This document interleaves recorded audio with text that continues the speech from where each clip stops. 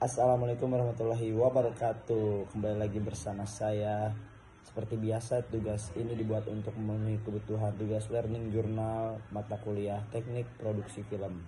Nah, kali ini kita bakal membahas teknik penulisan skenario. Di sini kita jelaskan terlebih dahulu. Pengertiannya, skenario itu merupakan naskah yang mendeskripsikan adegan dalam urutan, dan setiap adegan memuat petunjuk lokasi dan properti, waktu, peristiwa, tindakan pelaku. Nah, pelaku yang terlibat, dialog dan efek suara musik serta efek khusus. Di sini penulis skenario merupakan sinias profesional yang menciptakan dan meletakkan dasar acuan bagi para pembuat film.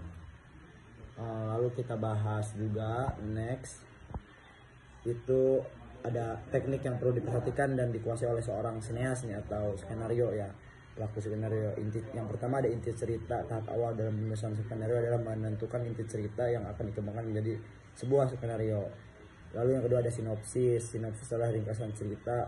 Ketiga ada karakter merupakan salah satu unsur terpenting dalam skenario nih, sama halnya dalam cerpen maupun novel. Akan tetapi skenario karakter di film tersebut dikembangkan lebih detail atau lebih rinci lagi gitu. Lalu ada pilot. Di sini pilot itu tugasnya menyusun foto yang merupakan alur cerita gitu, yang sangat diperlukan dalam menulis skenario sebagaimana penulisan di dalam novel maupun cerita. Lalu ada outline. Outline adalah urutan adegan beradegan. Jadi agar lebih detail, agar lebih rinci apa yang disampaikan dari skrip tersebut oleh si skenario nih gitu. Lalu ada scene ini merupakan informasi tentang adegan. Ada scene heading, umumnya terdiri dari nomor scene. Ada internal atau eksternal, lokasi adegan, dan waktu adegan gitu. Inti dari INT atau singkatan dari interior digunakan apabila pengambilan gambar dilakukan di dalam ruangan. Sedangkan eksternal atau singkatan dari eksterior digunakan apabila pengambilan gambar dilakukan di luar ruangan. Lalu ada action. Aksi adalah keterangan mengenai kejadian dalam setiap scene atau adegan yang merupakan penjabaran dari outline yang sudah dibuat sebelumnya. Lalu ada dialog dan parenthetical. Dialog adalah kata atau kalimat yang harus diucapkan oleh karakter dalam adegan. Sedangkan parenthetical adalah petunjuk aksi atau ekspresi yang harus dilakukan gitu oleh si pemeran. Nah, di sini storyboard nih.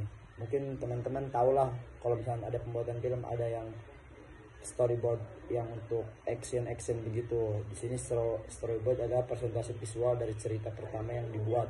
Tujuan utama storyboard ialah untuk menjelaskan alur narasi bercerita sehingga cerita tersebut disusun diurut dengan rapi gitu dan tidak acak-acakan gitu. Dalam dunia animasi dan sinema, storyboard juga berfungsi sebagai panduan bagi semua orang yang terlibat, mulai dari sutradara, penulis skenario, lighting, operator, kamera, dan lain-lain.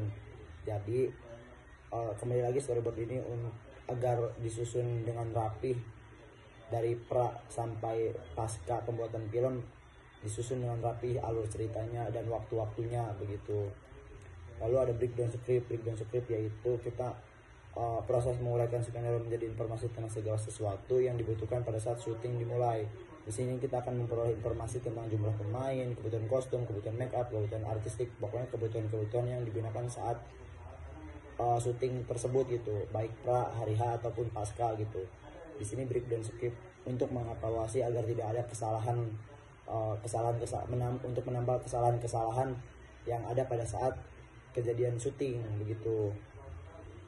Nah, breakdown budget yaitu menguraikan anggaran keuangan rangkaian RAB lah gitu tuh, kebutuhan panggung atau lighting, make up, kosmetik. Nah, itu diatur oleh breakdown budget nih, agar tidak ada budget yang miss gitu tuh dalam alur pembuatan film.